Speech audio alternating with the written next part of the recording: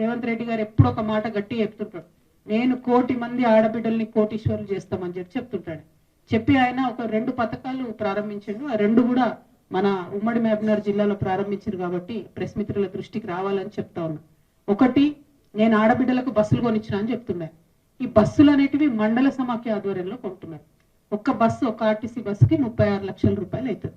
36 లక్షల రూపాయల్లో గవర్నమెంట్ ఏం చేసిందంటే 30 లక్షలేమో ఫండ్ ఇచ్చి 6 లక్షలేమో మండల సమాఖ్య కలుపుకోవాలి.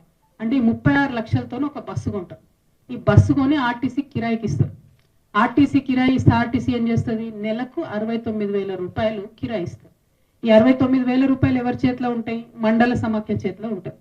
ఆ 69,000 రూపాయల నుంచి మండల సమాఖ్య దాదాపు 19,000 రూపాయలు వాళ్ళ ఖర్చులకు వాడుకోవచ్చు. వాడుకోగా మిగిలిన 50,000 రూపాయలు ఏవైతే ఉంటాయో ఆ 50,000 రూపాయలు కూడా ఆ మండలంలో ఉన్నటువంటి అన్ని వేల మంది మహిళల్లో ఏదో ఒక మహిళలకు 50,000 రూపాయలు లోన్ ఇస్తారట. లోన్, గ్రాంట్ కాదు, రివాల్వింగ్ ఫండ్ కాదు, ఏం కాదు, ఓన్లీ లోన్. ఆల్రెడీ లోన్ రానేబట్టే మహిళా గ్రూపులు ఉన్న ప్రతి ఒక్కరికి లోన్ రానేబట్టే. ఇంకా ఒక్కొక్కసారి ఏంటంటే వాళ్ళ టార్గెట్లు మీట్ అయితే లేవు అని చెప్పి అదనంగా లోన్లు ఇస్తుంది. ఉత్తరాయణ అంటే కూడా లోన్లు ఇస్తున్నటువంటి పరిస్థితి ఉన్నది.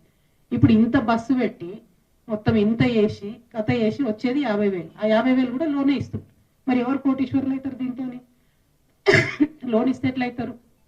At the same time petrol bunk జిల్లా సమాఖ్య చేతిలో ఉంటుంది. ఆ వచ్చేటటువంటి ఏదన్నా 1 లక్షలో 2 లక్షలో మిగిలితే అది కూడా జిల్లా సమాఖ్య చేతుల్లో ఉంటుంది. మళ్ళీ దాన్ని కూడా ఏం చేస్తారు, ఆ జిల్లాలో ఉండే అన్ని వేల మంది మహిళలలో ఎక్కడో ఎవరో ఒకరికి లోన్ ఇస్తారు తప్పితే ఏమీ గ్రాంట్ కాదు. కాబట్టి మీరు ఏదైతే 1 కోటి మంది మహిళలను కోటీశ్వరులు చేస్తామని చెప్తున్నారో అదంతా ఉట్టి ట్రాష్. ఆడబిడ్డల్ని మోసం చేయడం తప్ప ఇంకోటి ఏం లేదు. రేవంత్ రెడ్డి గారు ఆడబిడ్డల్ని నిజంగా మీరు కోటీశ్వరులు చేయాలనుకుంటే రివాల్వింగ్ ఫండ్ ఇవ్వండి.